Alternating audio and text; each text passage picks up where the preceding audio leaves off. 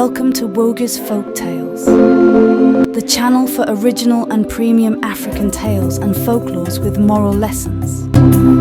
Subscribe for premium content. Once upon a time, in the heart of Igboland, there was a small village called Mamama, nestled between rolling hills and lush forests. The villagers of Mamama were known for their vibrant festivals and rich cultural heritage. But none were more renowned than Nneka, a young woman whose voice was said to tickle even the gods. Nneka was born to humble parents, Ekene and Nkem, who were farmers. From a young age, Nneka's voice stood out. When she cried as a baby, her wails were melodic. When she learned to speak, her words were sweet music. By the time she was a teenager, her singing was the highlight of every village gathering. Elders would say, "Nneka's voice is a gift from Allah, the earth goddess herself." Despite her talents, Nneka remained humble.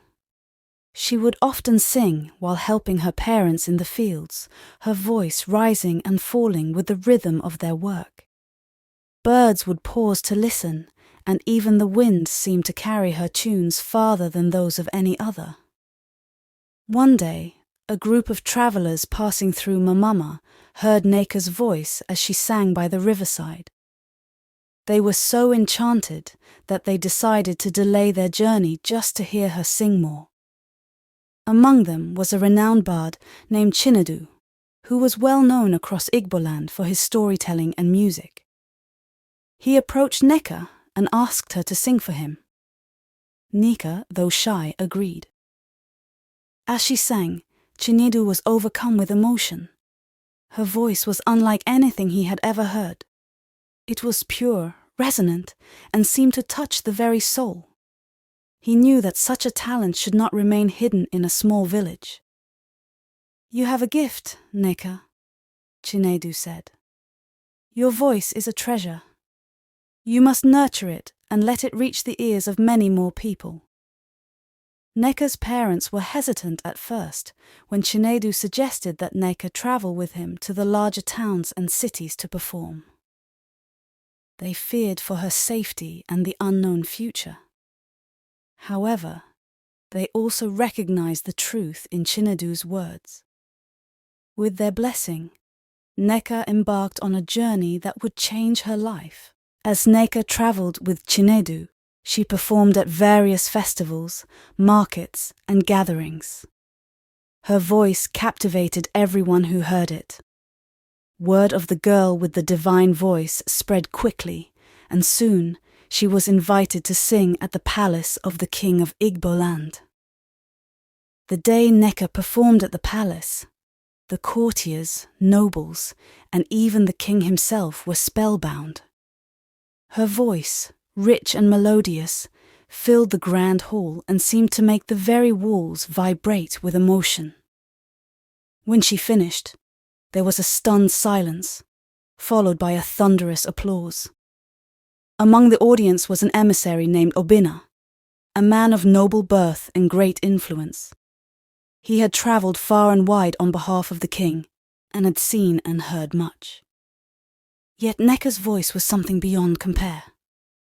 It stirred something deep within him, and he knew he had to meet her.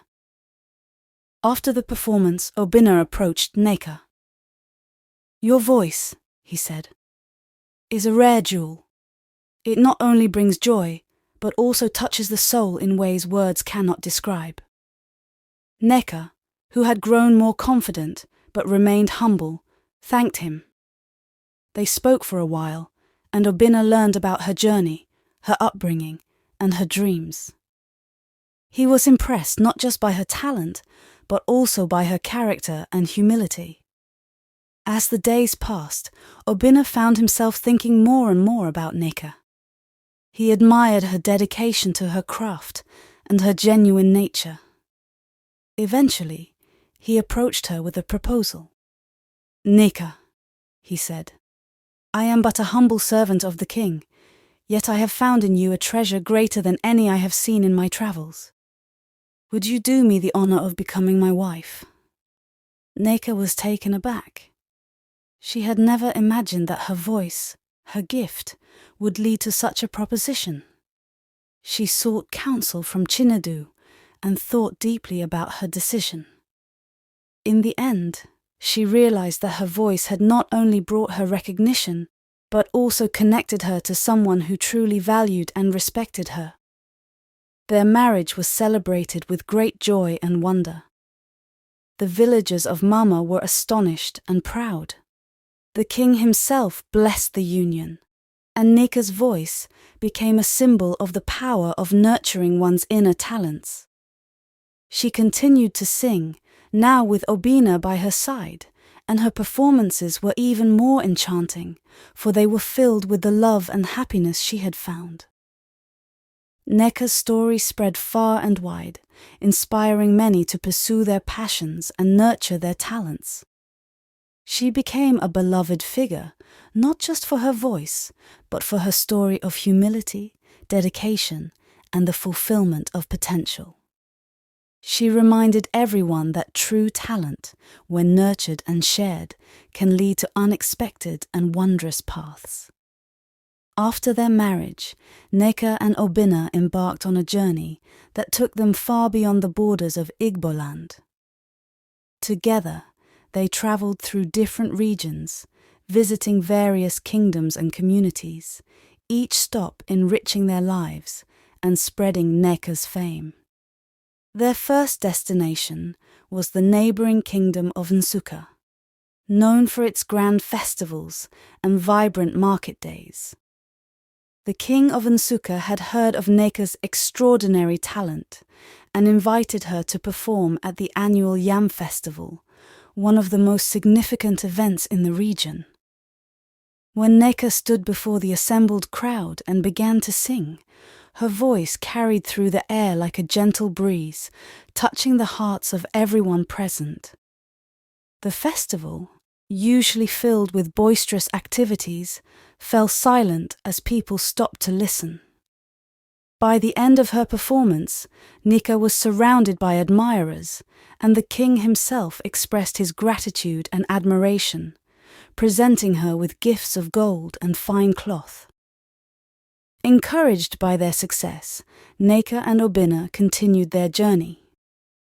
They visited the coastal city of Opobo, where the sea breeze carried her songs across the waters, captivating the fishermen and traders.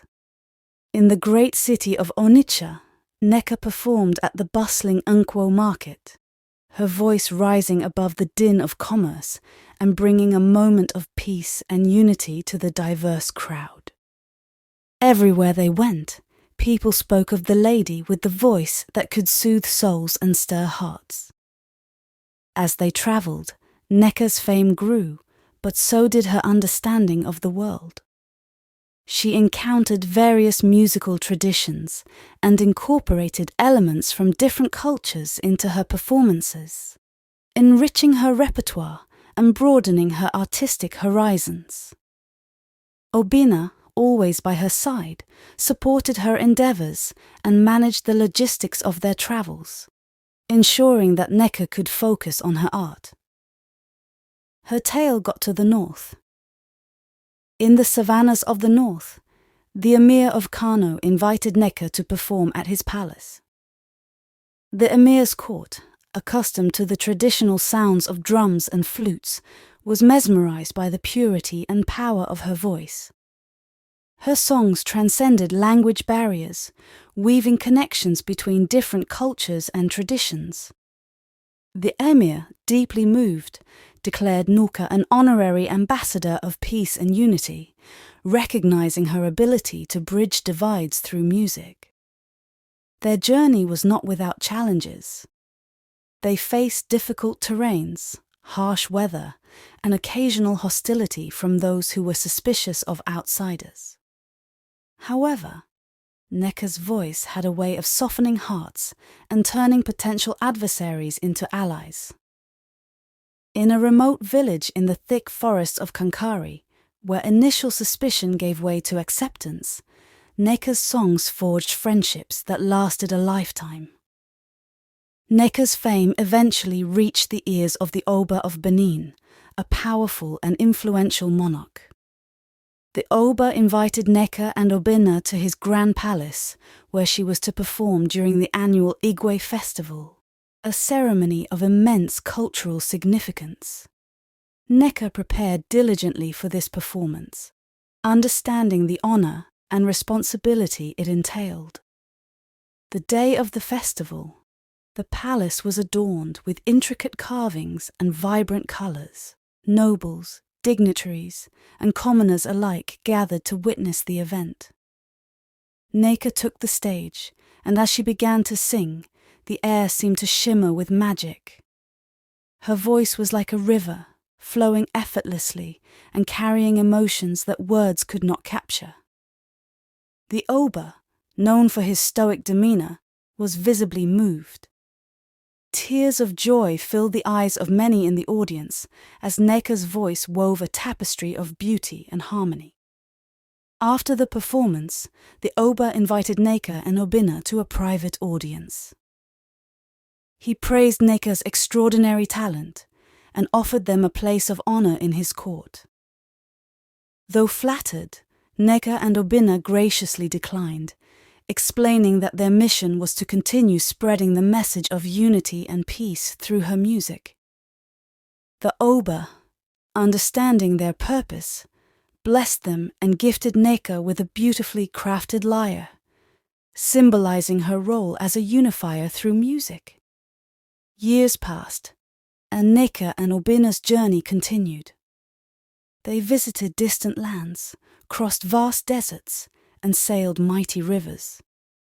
Nneka's fame grew, but she remained the humble girl from Mamama, always mindful of her roots and the importance of nurturing her talent. Their travels took them to the far corners of the known world, and everywhere they went, Nneka's voice left an indelible mark. She sang in the courts of kings and the homes of commoners, in bustling cities and quiet villages. Her music became a beacon of hope, a reminder of the power of inner talent and the importance of nurturing it to its fullest potential. Nneka's journey was a testament to the belief that true talent, when nurtured and shared, can transcend boundaries and bring people together. In the years that followed, Nneka and Obinna had children, and she taught them to sing, to appreciate music, and to always strive to be the best versions of themselves. Her legacy lived on through them, and through the many who had been touched by her voice and her story. The gods, it was said, continued to smile upon Nneka, for she had indeed fulfilled the potential of the gift they had bestowed upon her, and in doing so, had brought joy and inspiration to countless lives. Her story became a legend, inspiring generations to follow their dreams, nurture their gifts, and believe in the power of their own voices. And so, the lady with the most beautiful voice, who tickled even the gods, continued to sing, spreading joy, peace, and unity wherever she went.